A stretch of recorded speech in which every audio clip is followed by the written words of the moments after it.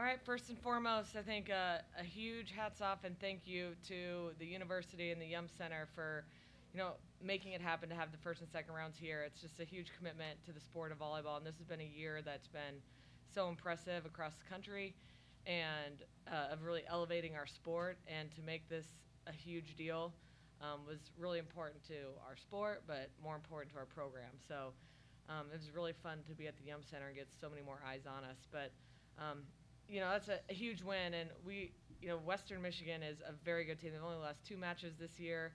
Their setter and libero could probably play anywhere in the country. So impressive, and so we are not taking this for granted, and we know how hard it is to make the Sweet 16. And we were saying in the locker room, there was a time not that many years ago that we were crying. We were so excited to finally make it back to the Sweet 16. So it's a huge deal. We're really proud, and we beat a really fantastic team tonight. Questions for the student athletes?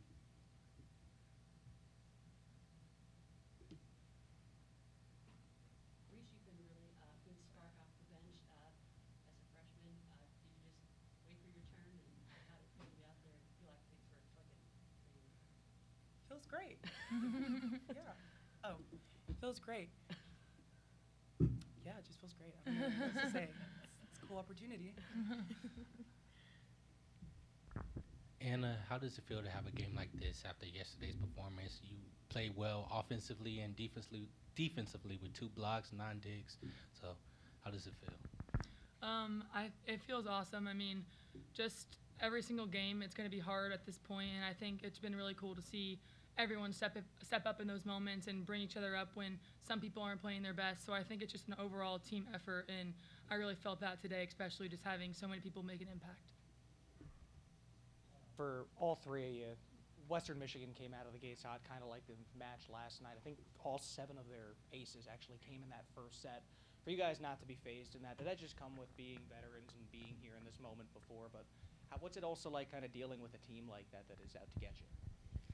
Yes, I think we're kind of used to that by now, where we know that every single team is going to want their best and give their best to us. So I think coming into that first set, we knew it's going to be tough. We knew they were going to try to get on us early, and our focus was to just stay consistent. And those net clips, a few of the unlucky plays just kind of got us down a little bit, but then just one at a time, one thing at a time, not worrying about the score too much and just believing in each other. And I think that's what this team has done really well, is just like one thing at a time, showing some grit and getting back in it.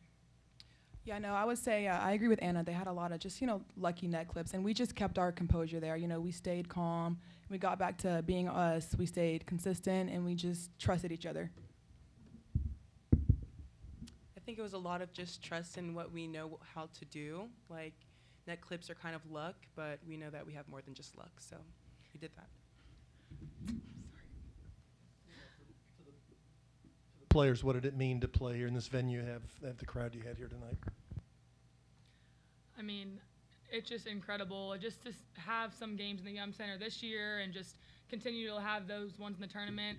We wish we would have had a few more, but it is what it is. We're not taking anything for granted. They're still good, but it's just been awesome being here in Louisville and just seeing everyone come out and support us. So just on behalf of the whole city, it's just so cool to see everyone come out and support us. So I'm very grateful for that, and maybe we'll get another one. We'll see. The city of Louisville having our backs just means so much. I've never had something like that before, so coming here and having that, it's just something that's so special, and that, I'm never going to take it for granted. And I said it once, and I'm going to say it again. Something about playing in the Yum, we just play good and we win. Just something about the Yum. Yeah, playing in the Yum is great. It's really cool to see all the people that support you, because I feel like for me it's kind of like, oh, it's just my team. That's all I see most of the time. But coming here, it's like, oh, wow, people like to watch us. So, yeah, it's nice. Dominant as this program has been the last 2 years, what level do you think you're playing at right now? And do you envision a 3rd straight Final Four as a realistic possibility? I mean, yes, I think no matter what it looks like, I always envision that, and we always have that as our goal, no matter where we're at. And we've had our little ups and downs this season, but I think what's been so great is just everyone's persevering and everyone's in it together, and you see the team culture just come through and come together. And I don't want to lose sight of that Final Four. I know we can make that, and I know we can go even further. And I just think it's going to be really hard. We know that every single game from this point is going to be a battle, but I think if we come together and just continue to work, I mean, we got all next week. We're one of the 16 teams practicing, so I'm just taking it as we're very grateful to be in this position, and I'm really looking forward to the run we make. So I truly believe we can get back to where we were.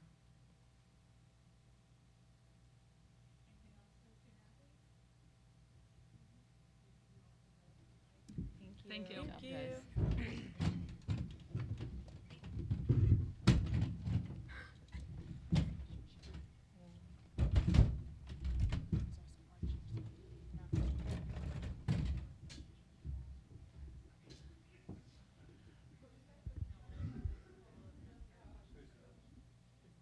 Question for Danny. I mean, the level you're playing at right now, how does it compare to where you were the last 2 years, and what needs to happen to Yeah. get back? I mean, the eye test would tell you, we're not at the same exact level, but this team is just so different than the previous teams. And I think we really have a culture where everybody is ready to contribute. It's been really impressive just to see players come in and make big plays, and that can be our superpower. That wasn't our superpower the last couple years. We had our starting 7 and went with them and maybe subbed once or twice a whole weekend, and now it just feels like we can use anybody, and I think this weekend really proved that.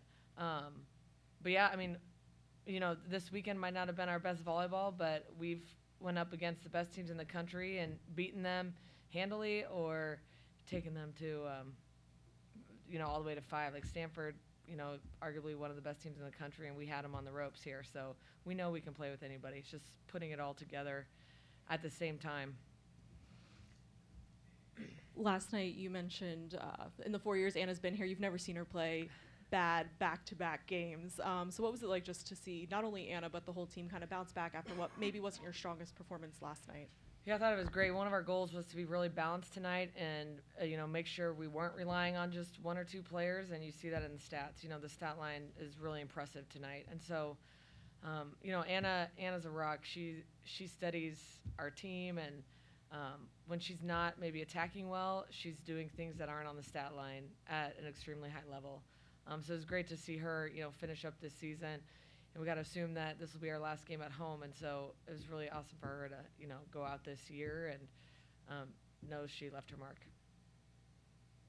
Going back to the confidence and poise of this team that you've been talking about, from a coaching standpoint, what is it like kind of knowing that you aren't really going to have to run into an instance where you're going to have to build them back up and they'll just go out there and do what they do? Yeah, it gives us a lot of confidence as coaches, and you're not going into every practice or every game being like, how am I going to motivate this team, or how am I going to get them to play hard? I think that's another reason why we're so confident using subs and changing things up, because we can really focus on that as coaches. And it's funny, this is the first year in 7 years I've been here that we were switching where we start, and it's like that's just an indication of where I think this team can handle it mentally, and we can do some things like that as a coaching staff to try to win a point or 2. Do you guys watch the Pitt match tomorrow as a team, or how do you proceed tomorrow? No, I'm going to be watching the football game, but I'll watch the Pitt game after that. But we'll be rooting hard for USC, obviously.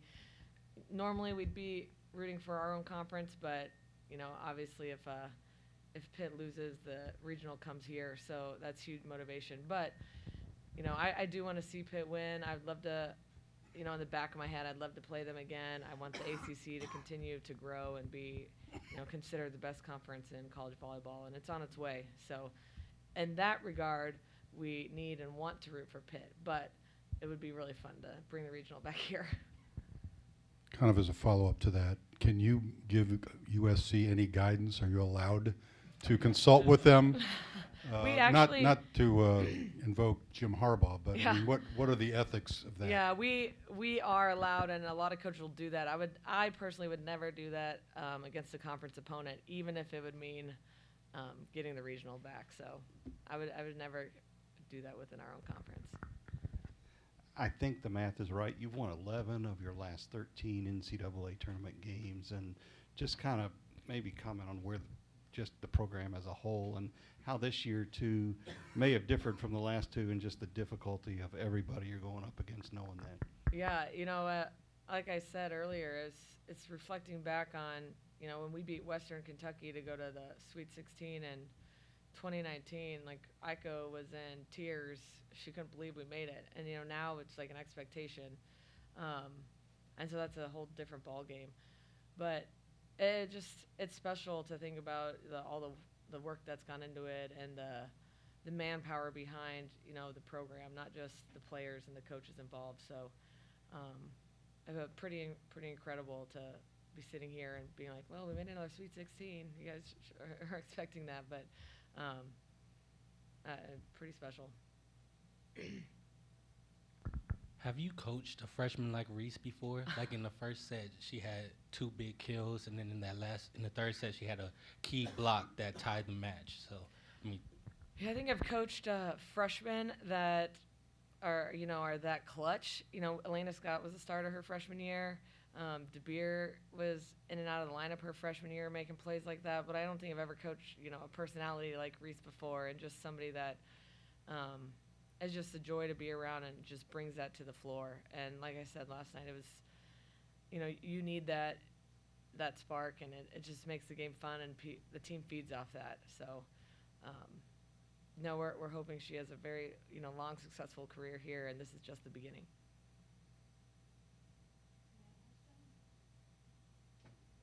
All right, thank you.